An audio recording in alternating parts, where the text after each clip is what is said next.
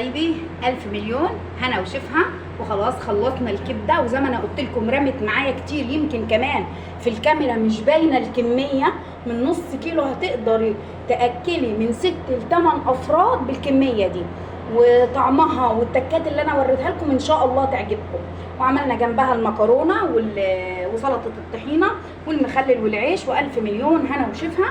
واهم حاجه ما تنسوش تفعلوا زر الجرس عشان يوصلكم مننا كل جديد ان شاء الله، وتشير الفيديو عشان نوصل اكبر عدد من المتابعين. ويا رب ان شاء الله وصفه الكبده اللي هي كميه كبيره يا رب ان شاء الله تعجبكم، عشان هي طريقه موفره بصراحه وبتاكل وبسم الله ما شاء الله عليها. السلام عليكم ورحمه الله وبركاته. اهلا وسهلا بكم حبايبي في قناه سر وصفه ماما. ان شاء الله النهارده هعمل لكم وصفه الكبده بالبصل. وصفه جميله وحلوه وموفره وبترمي كتير ومغذيه. تمام.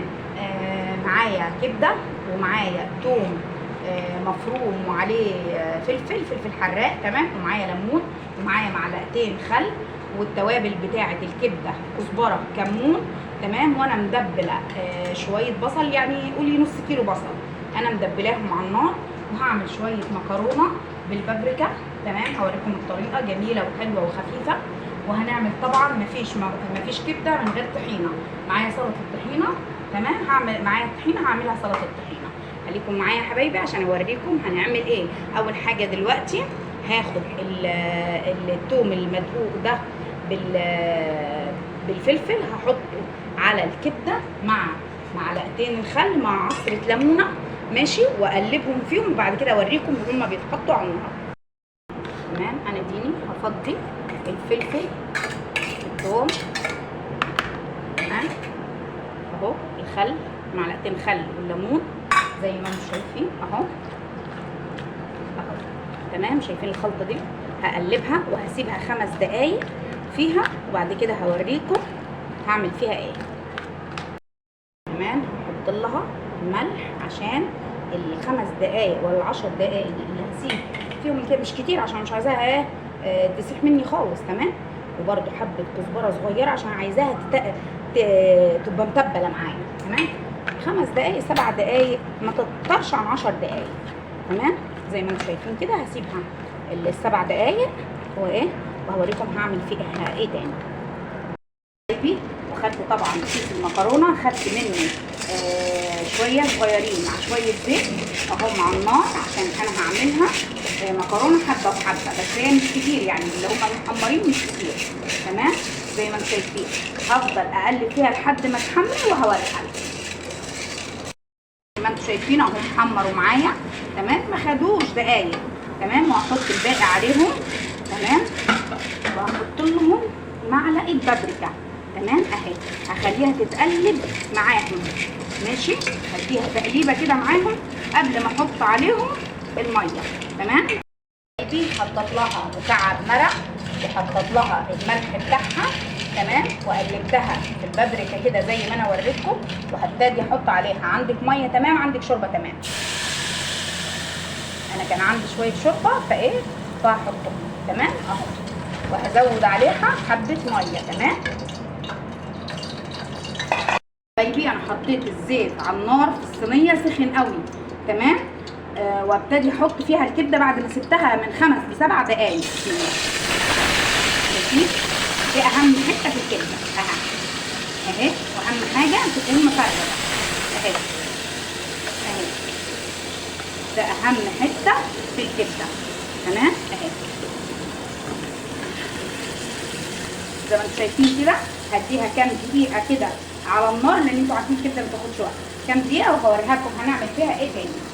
حبايبي والمكرونه كده انا كملتها نص شوربه ونص ميه، وهغطيها كده لحد ما تغلي. وانا هنا سايبه الكبده على النار عشان تستوي معايا من اول جنب، عشان ابتدي اقلبها. تمام.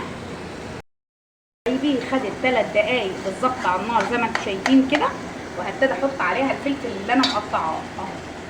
تمام. برضه هديله تقليبه يقعد معاها دقيقتين، وهوريكم هنعمل ايه تاني. خليكم معايا عشان فيها فكه كده حلوه ان شاء الله وهتعجبكم وجميله. يا دوبك عدى دقيقه دقيقتين. تمام. على الفلفل. تمام. هحط البصل اللي انا كنت متبلاه على جنب اهو، هحطه كده يسخن بس شويه في الطاسه، وبعد كده ايه افضل ايه المهم على بعض. طب انا دلوقتي هعمل ايه؟ هحط لها حبه ملح، اظبط الحقيقه يعني بتاعها، تمام، اللي هو الملح، تمام. طبعا زي ما انا قلت لكم كمون، كزبره اهو، روح الكبده، الملح، الكزبره والكمون، تمام، بس كده. وهديها برده تقليبه عشان لسه بقول لكم التكايه اللي انا قلت لكم عليها لسه ما جاتش، تمام. دي سبتها برده دقيقتين 3 ماشي، وقلبتها كده مع الفلفل والبصل، تمام. التكايه بقى اللي انت هتحطيها اللي تخلي لك طعم الكبده فيها صوص وينفع تغمزي فيها معايا 3-4 معالق صلصه، تمام. هخففهم بحبه ميه كده كان مكان الطبق اللي فيه التوم اهو، تمام. هخففهم زي ما انتم شايفين كده، وهبتدي احطهم في الصوص في الكبده عشان اعمل له صوص عشان يتغمس اهو، تمام. دي التكايه الجديده، تمام. خليكم معايا برده، مش هقلبها غير اما تاخد ايه سخونه الطاسه، وابتدي اقلبها معاهم زي ما انتم شايفين الصلصه اللي انا حطيتها غلت ازاي.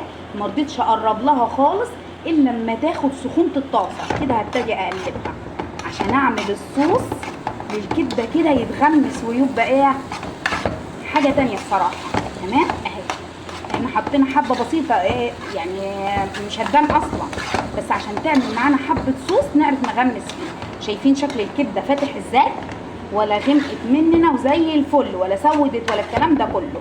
خليكي مع سر وصفه ماما ان شاء الله هتطلعي احلى كبده وموفره، وهترمي معاكي كميه كبيره، تمام. هديها كده 5 دقايق مع الخلطه دي، وهبتدي اطفي عليها زي ما انتم شايفين. خلاص عقبال ما خلصنا المكرونه، عقبال ما خلصنا الكبده خلصنا المكرونه زي ما انتم شايفين اهي، شربت الميه بتاعتها، فاضل لها سنه صغيره، فانا هغطي عليها الحله واسيبها في السنه دي عقبال ما اجهز ايه باقي الاطباق بتاعتنا اهي. وزي ما انتم شايفين الكبده اهي خلصت. في حاجه تكه برده تاني معايا ممكن تعجب حد وممكن ما تعجبش حد، بس عامه انا ايه جربتها جميله باذن الله.